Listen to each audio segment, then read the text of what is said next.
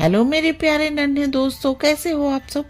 बच्चों, आज जो कहानी मैं आपके लिए लेकर आई हूँ उस कहानी का शीर्षक है रंग बिरंगे नाखून। तो ये कहानी शुरू करते हैं। सभी जानते हैं कि राजा कृष्णदेव राय पशु पक्षियों से बहुत प्यार करते थे। एक दिन एक बहेलिया राजदरबार में आया। उसके पास पिंजरे में एक सुंदर व रंगीन विचित्र किस्म का पक्षी था। वो राजा से बोला, महाराज, इस सुंदर व विचित्र पक्षी को मैंने कल जंगल से पकड़ा है। ये बहुत मीठा गाता है तथा तोते के समान बोल भी सकता है। ये मोर के समान रंग बिरंगा ही नहीं है बल्कि उसके समान नाचकर भी दिखा सकता है।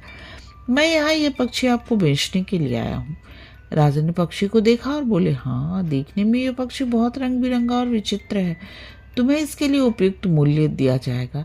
राजा ने बहेली को 50 स्वर्ण मुद्राएं दी और उस पक्षी को अपने महल के बगीचे में रखवाने का आदेश दिया। तभी तेनालीराम अपने स्थान से उठे और बोले, महाराज, मुझे नहीं लगता कि यह पक्षी बरसात में मोर के समान नृत्य कर सकता है, बल्कि मुझे तो ये लगता है कि पक्षी कई वर्षों से नहाया भी नहीं है। तेनालीराम की बात सुनकर बहेलिया डर गया और दुखी स्वर में राजा से बोला, महाराज, मैं एक निर्धन बहेलिया हूँ। पक्षियों को पकड़ना और बेचना ही मेरी आजीविका है।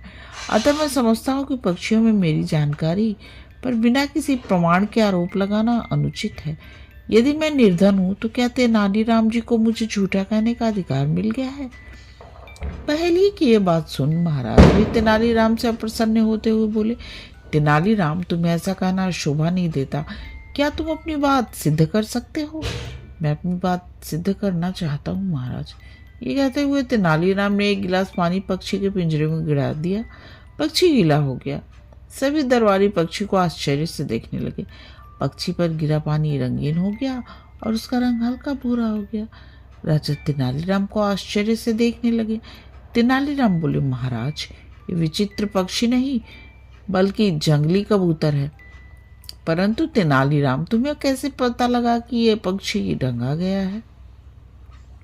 महाराज, बहेली के रंगीन नाखूनों से पक्षी पर लगे रंग तथा उसके नाखूनों का रंग एक समान है। अपनी पोल खुलते देख बहेलिया भागने का प्रयास करने लगा, परंतु सैनिकों ने उसे पकड़ लिया। राजा ने उसे धोखा देने के आरोप में जेल में डाल दिया और उसे दिया गया पुरस्कार अर्थात 50 स्वर्ण मुद्राएं तेनालीराम को दे दी।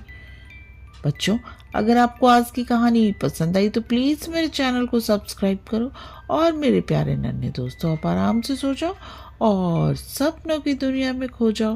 गुड नाइट मेरे प्यारे नन्हे दोस्तों, गुड नाइट।